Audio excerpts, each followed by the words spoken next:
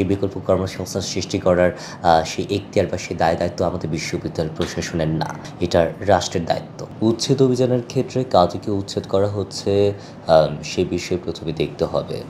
মূলত যারা ছিন্নমূল আছে, যারা উদ্বাস্তু আছে, যারা ভবঘুরে আছে তাদের দ্বারা আমাদের যারা ফিমেল স্টুডেন্ট আছে বিশেষত এবং আপনার মেল স্টুডেন্ট তারাও কিন্তু আপনার বিভিন্নভাবে হ্যারাসমেন্ট থেকে শুরু করে শারীরিক আঘাত থেকে শুরু করে কটু কথার শিকার হয়।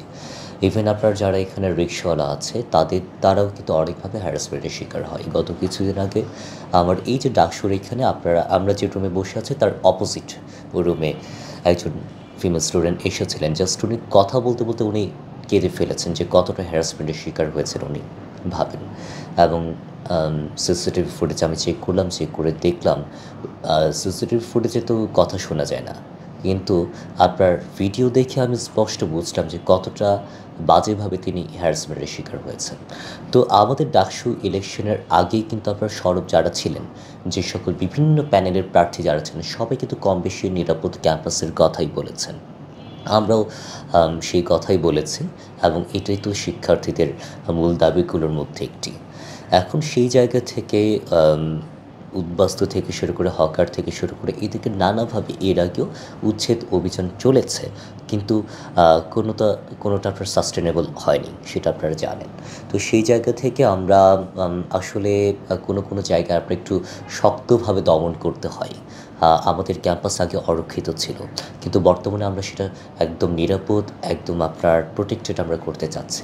তো সেই জায়গা থেকে মাঝে মাঝে আমাদেরকে একটু হার্ড লাইনে যেতে হচ্ছে, এবং এই হার্ড লাইনে যাওয়াটাকে আমরা কোনোভাবে নেগেটিভ মনে করছি না।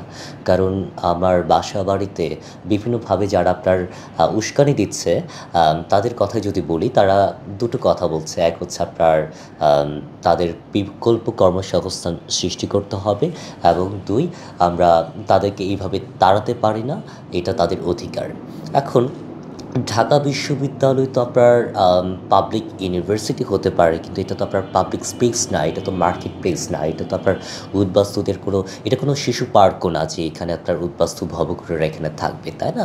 তো সেই জায়গা থেকে ঢাকা বিশ্ববিদ্যালয়ের যারা ফর্মাল স্টেক হোল্ডাররা যারা আছে তাদের দায়িত্বই হচ্ছে বিশ্ববিদ্যালয় প্রশাসনের।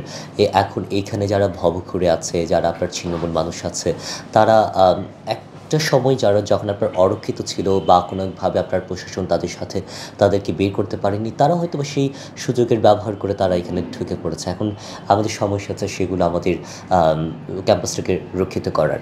এখন যারা বলছে বিকল্প কর্মসংস্থান সৃষ্টি করা, এখন যারা গাঁজাখোর আছে, যারা গাঁজার ব্যবসায়ী আছে, তাদের বিকল্প কর্মসংস্থান কী হতে পারে আমরা তো জানি না। এবং সেটা তো সেই বিকল্প কর্মসংস্থান সৃষ্টি করার সেই এখতিয়ার বা সেই দায়-দায়িত্ব আমাদের বিশ্ববিদ্যালয় প্রশাসনের না, এটা রাষ্ট্রের দায়িত্ব।